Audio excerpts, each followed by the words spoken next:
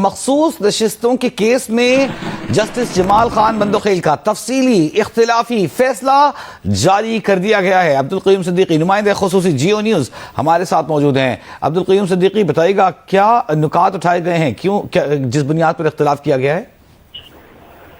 जी, आपको याद होगा मखसूस नशिस्तों का केस पहले जो है वो 8 और 5 से पीटीआई को नशिस्तें देने का फैसला था, जिस पर नज़रसानी दाखिल हुई थी और फिर इस दौरान में 26वीं आईनी तरमीम आ गई थी और फिर कॉन्स्टिट्यूशनल बेंच जो है वो 11 जजेस पर मुश्तमिल था। फिर उसमें एक जज सलाउद्दीन पंवर जो है वो आखिर में छोड़ गए थे। फिर 10 जज साहबान का ये फैसला था जो कि 7 और 3 की अक्सरियत से जो है वो नज़रसानी दरखास्तें मंजूर की थी।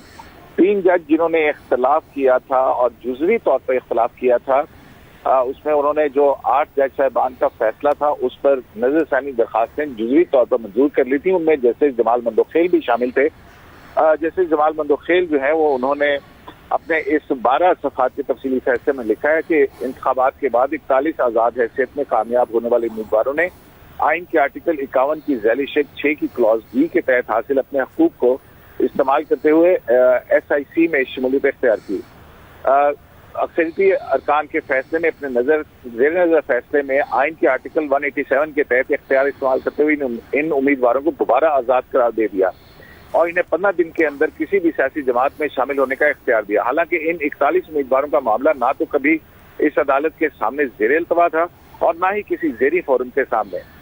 जस्टिस जमाल बंदोखेल अपने इस तफसीली फैसले में लिखते हैं कि अक्सरियती फैसले से ये बात साबित होती है कि वो 41 उम्मीदवार हकीकतन आज़ाद ही थे।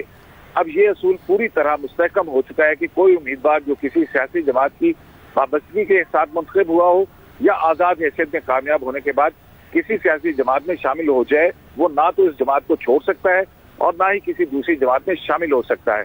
अगर वो ऐसा करे तो इसे आइन के आर्टिकल 63A के तहत अपनी नशिस्त से महरूमी जैसे नताइज का सामना करना पड़ेगा। जैसे जमाल बंदोखेल ने लिखा है कि किसी भी अथॉरिटी बशमूल अदालत के पास ये इख्तियार नहीं कि किसी उम्मीदवार को इसके अपने ऐलान के खिलाफ जाकर आज़ाद करार दे या उसकी हैसियत तब्दील करे। बहुत शुक्रिया अब्दुल क़य्यूम सिद्दीकी आपका।